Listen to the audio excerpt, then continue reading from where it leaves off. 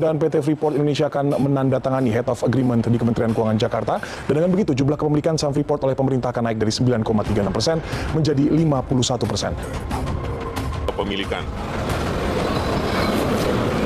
kita menjadi 51% dari yang sebelumnya 9,36%.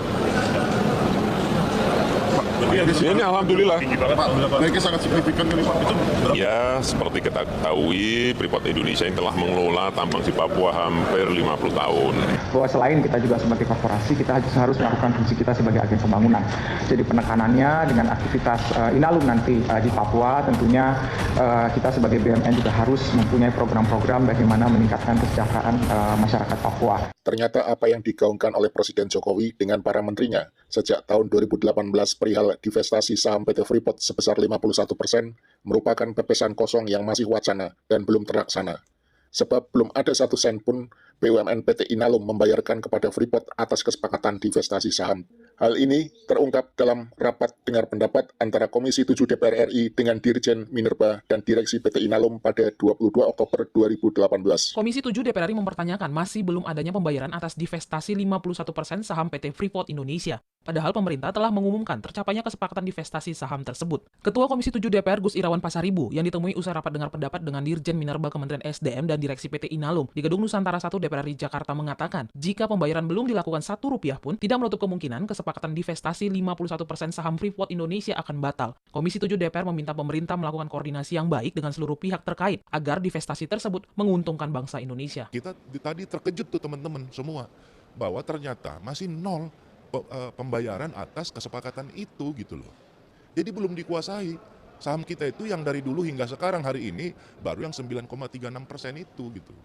Ya ini kan satu, jadi ya teman-teman tadi ada juga yang tak tahu, kalau saya sih tahu ya.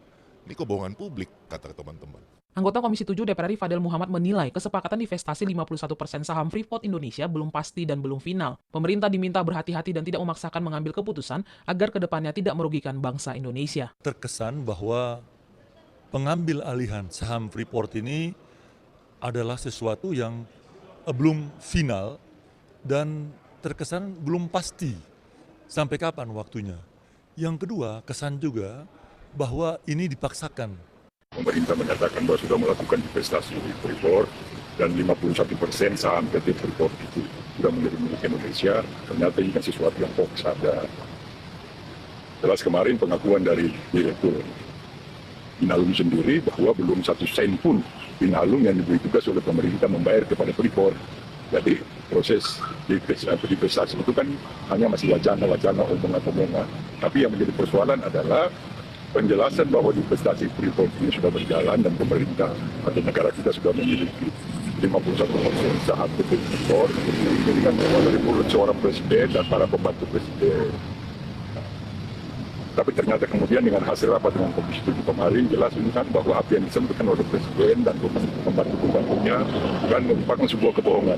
Pertanyaannya adalah kalau orang biasa berbohong, orang biasa melakukan berita hoax, dipanggil oleh polisi, diperiksa oleh polisi, bahkan ada yang sudah jadi tersangka. Nah, bagaimana dengan petinggi negara kita yang melakukan berita bohong?